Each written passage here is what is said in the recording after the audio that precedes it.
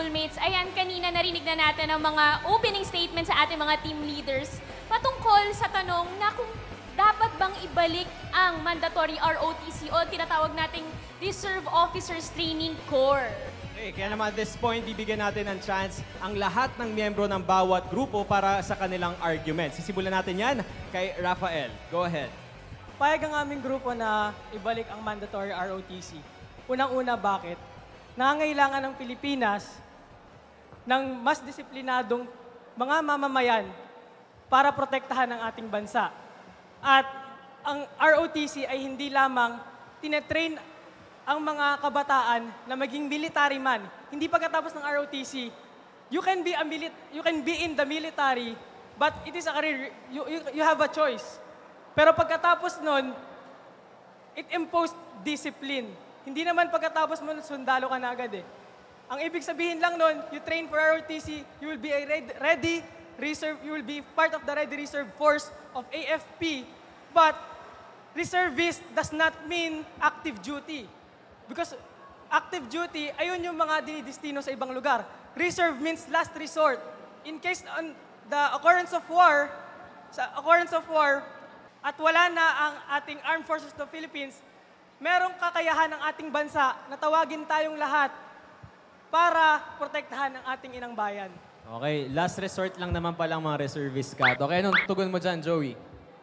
Yes, regarding dun sa sinabi mo kanina, uulitin ko lang, sinabi mo na kailangan yung ROTC ay hindi mandatory, pero pumapayag kami doon sa pagiging volunteer ng mga estudyante. Kasi doon sa law na pinasa noong 2001, doon sinasabi na patutupad yung ROTC, CWTS, and LTS, naiisa lang din naman yung mga tinuturo. Meron dong disiplina, voluntarism, and patriotism para doon sa bansa natin. And doon sa sinasabi mo na reservist sila, hindi tayo pwedeng mag-renounce ng war kasi nasa Constitution natin yan. 1987 Philippine Constitution, Article 2, Section 2, na bawal tayong mag-renounce ng war, only defensive war lang, at hindi natin kailangan yon ngayon.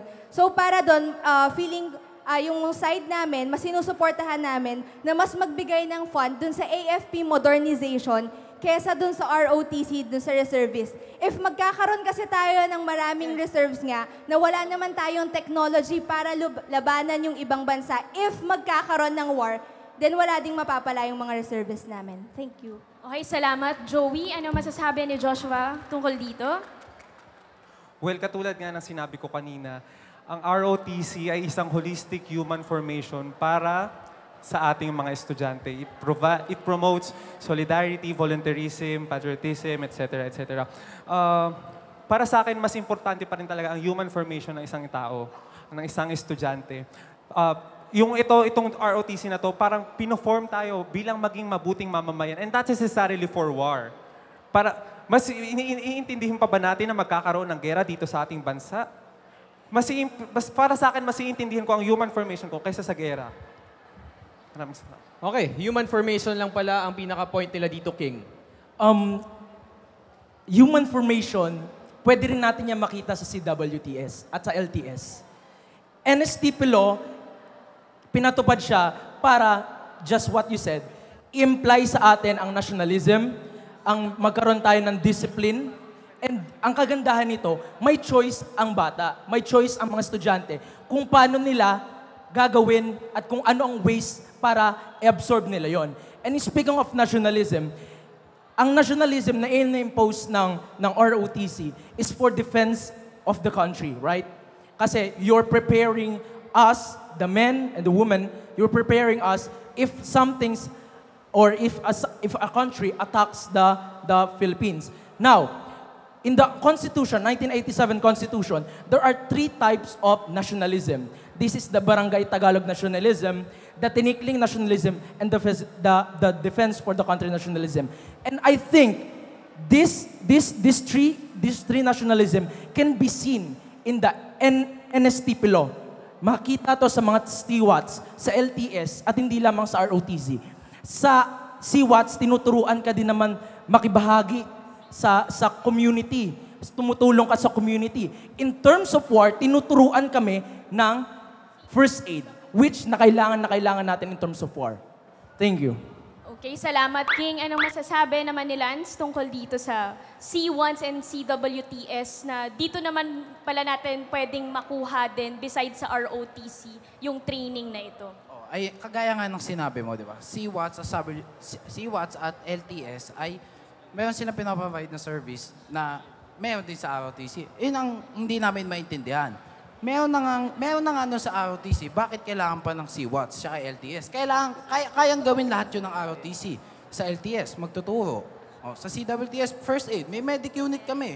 Kumpleto lahat. Kaya hindi namin maintindihan bakit ayaw niyang gawing mandatory ang ROTC. Ang layunin naman ng ROTC ay i-prepare ang mga kagaya nating college students na protektahan ng inang bayan sa pagdating ng gera.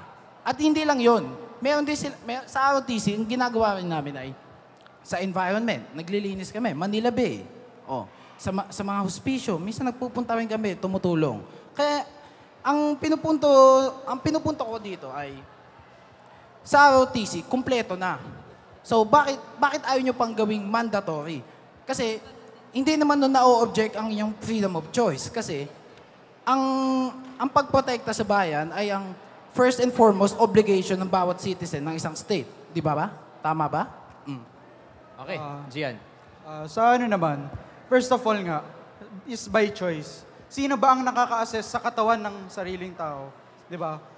Kung i-assess mo ang sarili mong katawan, alam mo rin naman ang limits mo. Bakit mo ipipilit na sumali sa sa ROTC na sobrang physical para sa'yo, di ba? Pinapagod mo lang ang sarili mo kung alam mo namang hindi kaya. Or kung may sakit ka, or kung may recurring ka na kahirapan sa physical na part ng katawan mo, hindi naman ibig sabihin nun ay hindi ka na makakatulong sa iyong bayan. Pag nag-CWATS ka or LTS, nakakatulong ka rin naman. Pero doon mo rin naman na ibibigay lahat kung ano ang makakaya mo. Hindi nga lang kasing physical ng ginagawa sa ROTC. Na minsan, nagkakaroon pa ng kaso ng mga hazing or power trippings. Or minsan, ang superiority ng ibang officers ay naipapakita rin nila. Hindi naman kagaya nun ay sa CWTS at LTS na ang layunin nyo, tumutulong kayo lahat at pantay-pantay kayong lahat. Kaya yun naman po ang volunteerism at hindi by force. Doon din naman po natututo ang discipline.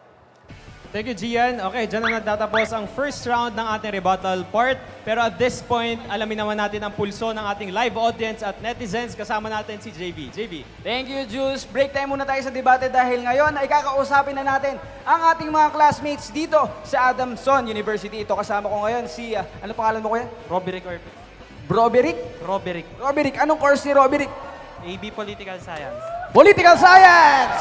Siyempre, sila ang dahilan kung bakit talagang napaka-energetic ng Adamson. So anong masasabi mo sa ating topic for today?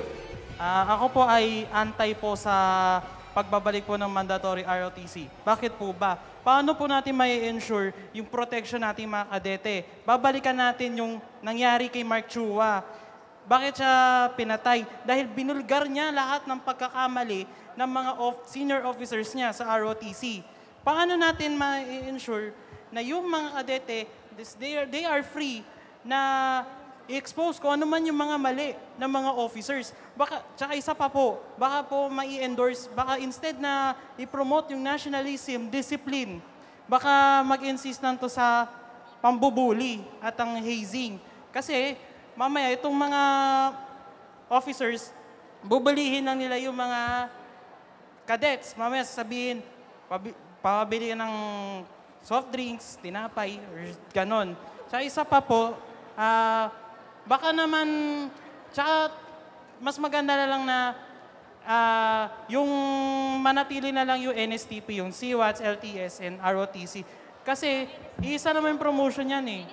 Lahat naman tayo, lahat ng sasali dyan, may kahit pa paano, may contribution siya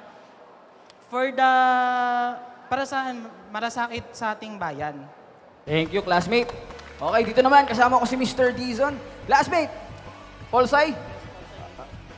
Political Science din po. Ayos mga Polsay! Alam mo, pansin ko matatalino yung mga Polsay ng Adamson. No? Ayos dito ang pag-Polsay. No? So, anong masasabi mo sa ating topic for today? I'm pro to mandatory ROTC kasi as of now, ang active force natin is almost 100,000. So, ang reservist natin is consist only ng mababa lang sa 100,000.